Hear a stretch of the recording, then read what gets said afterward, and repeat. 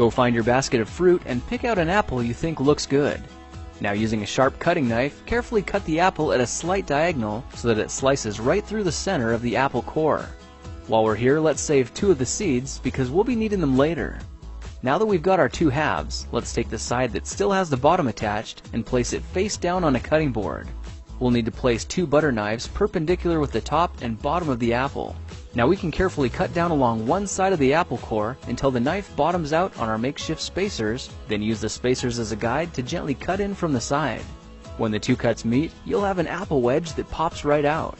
And while we're here, let's cut a piece from the other side the same way. Now our goal with these is to cut out 3 more L-shaped wedges about 1/4 inch thick. And this time, rather than cutting in sideways toward your fingers, try turning the piece over so you can cut downward and meet the first cut at the bottom. Now with a little wiggle, a new apple wedge should break free. If you repeat the process 2 more times, then stagger the pieces back together, the effect is a beautifully layered wing. Now just cut the other piece the same way and your swan's body should look like this.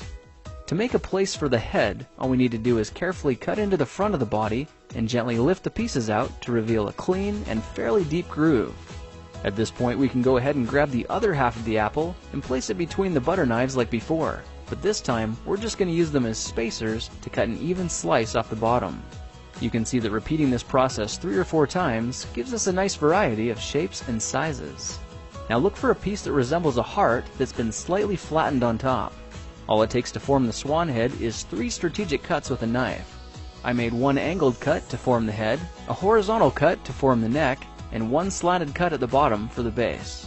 Now you should be able to see how this is coming together, and to clean it up a bit, just use your knife to round off the sharp edges. All that's left now is to place the apple seeds where you think the eyes should go, then use the side of a butter knife to press them firmly into position. When both eyes look good, simply drop the neck into place, and you're done. You've just created a beautiful and decorative apple swan. I spritzed mine with a bit of lemon juice to help prevent it from turning brown, then put it on display to show off for our dinner guests later that night.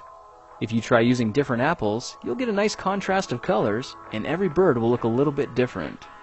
Well, now you know how to take any ordinary apple and turn it into a decorative and edible apple swan.